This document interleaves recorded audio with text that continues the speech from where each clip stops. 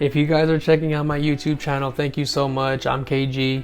I really appreciate everyone for being here. These are my market watches. Let's just get right into it. If you haven't subscribed to me, please subscribe. It helps me so much. It really means the world to me.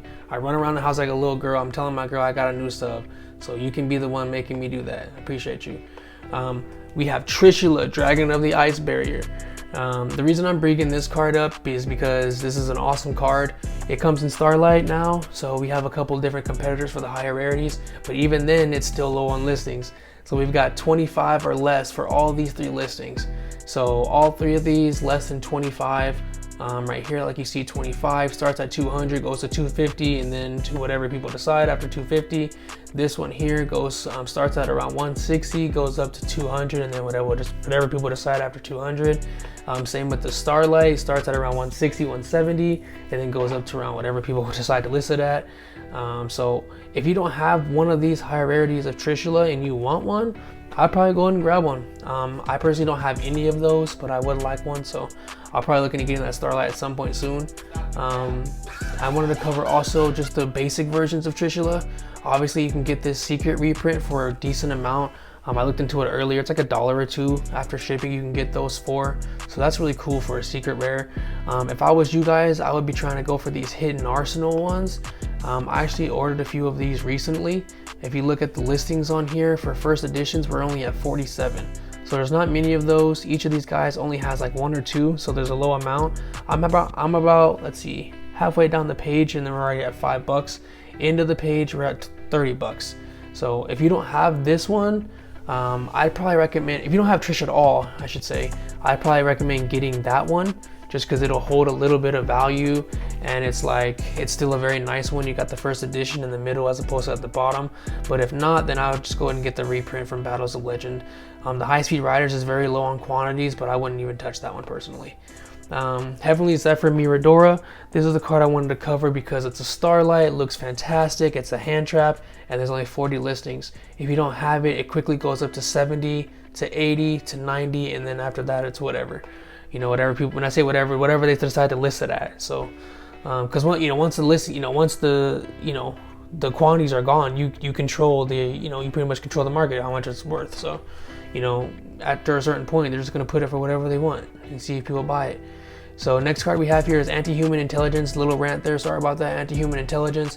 I have one of these. It's a cool Starlight. It's a pendulum monster. That's the reason I have it. It's really searchable. Pendulums can just search for days, so I wanted to get one of these.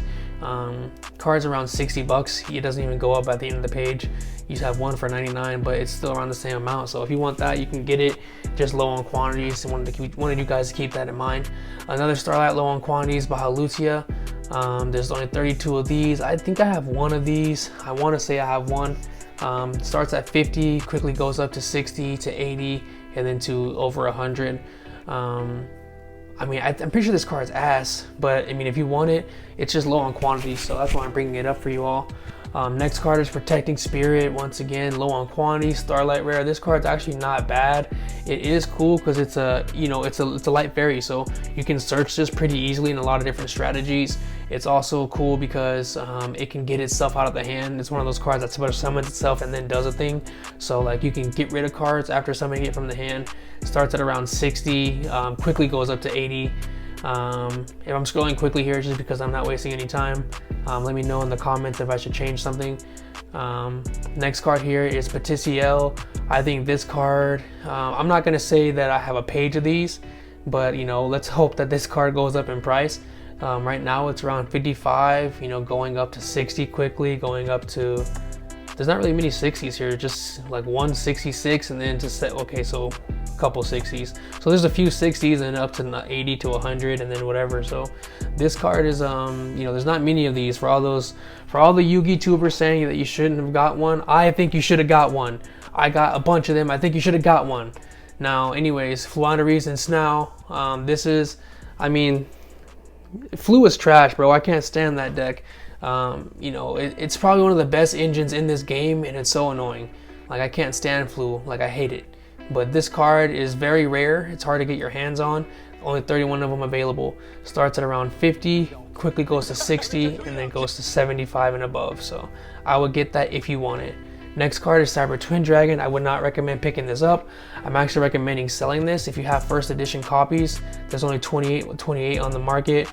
It starts here. First slightly played you can get is for $638. They don't mess with game. I mean, Gamer Stories ain't that bad, but I've had some bad experiences. Now, I would recommend personally just getting one of these light plays if you're gonna buy it. But you know, I would say just list it for sale if you have it. Try and get rid of it because you know, you know, what are we really gonna use it for? And it's just free money at this point. You should have one in your arsenal, but I don't know if you need the secret. I don't know, whatever. So, you know, whatever. So Spriggan's Merrymaker. Next card I wanted to cover. I'm only covering this like most of the other Yu-Gi tubers because it's going to be, you know, used soon to make the Sargas guy. It's going up to $3. If you look before, it was only 50 cents. So if you got this like I did, then you're doing well, you're chilling. Elemental Hero Neos, Honest Neos. I'm covering this because it sells a lot. People buy this card a lot. And then there's not many listings. So if you want the secret rare version of this, go ahead and get it here for $7 because after that it's going to 10 real quick, and then after 10 it goes to 15, and then end of the page we're at 35. So I would get this at 7 while you can. Next card I wanted to cover was Machine Duplication. I'm only covering this card because it's very high on quantities. If you want to get this, you can get this for cheap. Look at this dude. He sniped 2 of them for $17 mod plays. Now, depending on the seller, you might have got a steal there. Depending on the seller, you might have got a steal, bro. But if you look at how many first editions there are, there's 115 different sellers that have this posted for sale. I think that's notable for an ultimate rare from the old days, Rise of Destiny. It's on sale. If you want it, go ahead and get it. Lightly plays start at $30. Mod plays you can get them for $20.